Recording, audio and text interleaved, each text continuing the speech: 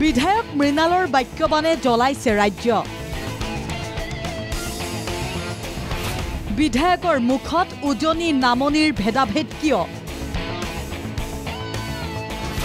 এইবাৰ বিজেপি বিধায়কৰ উজনি নামনি বিতৰ্ক। বিজেপি কৰ্মীৰ গোচৰ বিজেপি বিধায়কৰ বিৰুদ্ধে। উজনি নামনি ভেদাভেদ কৰি বিপদত খুমটাইৰ বিধায়ক। এজাহাৰ দাখিলৰ পিছতেই মুখ খুলিছে মৃণাল শইকীয়াই। প্ৰথমে কেইটামান মন্তব্য শুনাই লৈছো। বিধায়ক মৃণাল শইকীয়াৰ বিৰুদ্ধে নামনিৰ প্ৰান্তে প্ৰান্তে গোচৰ। বিধায়ক এজন হৈ এনেকুৱা ধৰণৰ মন্তব্য সঁচাকৈ গৰিহণাযোগ্য।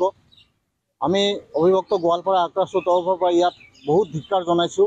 উজনি অসমৰ চাহপাত দি আমাৰ কমতাপুৰ ৰাজ্যখন চলাব, আমি এই মন্তব্যক আমি ধিক্কাৰ জনাইছোঁ। উজনি অসমে নামনি অসমক চলাই থকা বুলি কৈছে, যাৰ কাৰণে আমাৰ নামনি অসমৰ সেইটো কোনো ধৰণে গ্ৰহণযোগ্য হিচাপে গ্ৰহণ নকৰে। যাৰ কাৰণে আজি বঙাইগাঁও জিলাৰ শ্ৰীমন্ত শংকৰদেৱ যুৱ মঞ্চৰ পৰা মই সাধাৰণ সম্পাদক হিচাপে আজি আপোনাৰ ওচৰত এখন এজাহাৰ দাখিল কৰিব আহিছোঁ সভাপতিত। বিধায়কৰ মুখত উজনি নামনি প্ৰসংগৰ পিছতে জাঙুৰ খাই উঠিছে সমগ্ৰ ৰাজ্য। নামনি অসমৰ বিভিন্ন প্ৰান্তত গোচৰ ৰুজু কৰিছে বহু দল সংগঠনে। কেওফালে ধিক্কাৰ গৰিহণা। কি কৈছিল বিধায়কজনে? বিধায়কজনৰ মন্তব্য আছিল, উজনি অসমত সকলো আছে, উজনি অসমৰ মানুহৰ প্ৰাইড আছে। নামনি অসমৰ দৰে নহয় উজনি অসম। উজনিৰ চাহ তেল কয়লাৰে চলে নামনি। বিধায়কৰ এই মন্তব্যত সৰ্বত্ৰে প্ৰতিক্ৰিয়া। অৱশেষত মুখ খুলিছে মৃণাল শইকীয়াই। বিধায়কজনৰ মতে উজনি নামনিৰ বিতৰ্ক উদ্দেশ্য প্ৰণোদিত। মই একটু আৰম্ভ কৰা নাই, বেলেগহে আৰম্ভ হৈছে সেই ষড়যন্ত্ৰকাৰীকেইটাই। সিহঁতি কিমান নিকৃষ্ট মানুহ।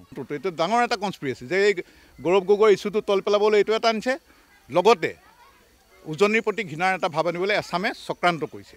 সঁচাকৈ লোৱাৰ আছামক তেওঁ অপমান কৰিছে নেকি? যদি তেনেকৈ কোনোবাই দুখ পাইছে তাৰ কাৰণে মই দুখিত, মই তেওঁলোকৰ ওচৰত ক্ষমা প্ৰাৰ্থী। কিন্তু যিসকলে কাৰোবাৰ প্ৰৰোচনাত পৰি এই বস্তুটো বিষ বাষ্পটো সুমুৱাই দিছে, তেখেতসকলক মই সকাই দিছোঁ যে তেখেতসকলে এনেকৈ কাৰোবাৰ পৰা কিবা লৈ পেলাই এটা ষড়যন্ত্ৰত মিলিত হৈ এনেকুৱা কৰিলে কিন্তু এই ভাৱটো বেছি জাগিবহে। এই বিতৰ্কৰ সৃষ্টি কিয় হৈছিল? বিধায়কজনে দিলে তাৰ সংজ্ঞা। যোৰহাটৰ পৰা গৌৰৱ গগৈ বিজয়ী হোৱাৰ বাবেই মৃণাল শইকীয়াই শুভেচ্ছা দিছিল গৌৰৱ গগৈক। গৌৰৱ গগৈক শুভেচ্ছা দিয়া বিতৰ্ক তল পেলাবলৈ এই বিতৰ্কৰ সৃষ্টি। বিধায়কজনৰ মতে গৌৰৱ গগৈক নামনিৰ মন্ত্ৰী বিধায়কে গালি দিয়াৰ বাবে পৰাজিত হৈছিল বিজেপি প্ৰাৰ্থী। নিৰ্বাচনৰ প্ৰচাৰৰ সলনি একাংশ বিজেপি নেতা ব্যস্ত হৈছিল গৌৰৱ গগৈক গালি গালাজ কৰাত। যোৰহাটৰ নিচিনা এটা সমষ্টিত ভাৰতীয় জনতা পাৰ্টীৰ প্ৰাৰ্থী কেনেকৈ হাৰিলে মই তাৰ এটা বিশ্লেষণ দিব ধৰিছিলোঁ। যে এইফালৰ মানুহে ইফালৰ মানুহ আহিলে যে ইমান বেয়াকৈ গালি পাৰিলে। মই কেম্পেইনৰ কথা কোৱা নাছিলোঁ যে তেখেতসকলে আহি কেম্পেইন কৰাৰ কাৰণে হাৰিলে। মই কৈছিলোঁ যে তেখেতসকল আহি যদি এজন প্ৰাক্তন মুখ্যমন্ত্ৰীৰ পুত্ৰক ৰাতিপুৱাৰ পৰা গধূলিকৈ বিভিন্নজনে গালি পাৰি থাকে, তেতিয়া তেখেতসকলে সেই গালি পৰাৰ কাৰণে এইসকল মানুহৰ বহু মানুহ বিজেপি মানুহৰ এটা স্বাভিমান আহি গ'ল। এই বিতৰ্কৰ পিছতো সেও মনা নাই বিধায়ক মৃণাল শইকীয়াই। মুখ্যমন্ত্ৰী ডক্টৰ হিমন্ত বিশ্ব শৰ্মাক উপদেশো দিলে বিধায়কজনে। মুখ্যমন্ত্ৰীৰ বিপদ আহিব সোঁৱে বাৱে থকা সকলৰ পৰাই। তাৰোপৰি নেতা কেনেকুৱা হ'ব লাগে ক'লে মৃণাল শইকীয়াই। তেখেতৰ জনপ্ৰিয়তাত যিসকলে তেওঁলোকো সমানেই জনপ্ৰিয় হ'ম বুলি যিখন জখলা বগাইছে, তেখেতৰ কাণত ভুন ভুনকৈ বেলেগক তেওঁ পৰা আঁতৰাইছে, প্ৰকৃত মানুহবিলাকক তেওঁ এদিন শলঠেকত পৰিব।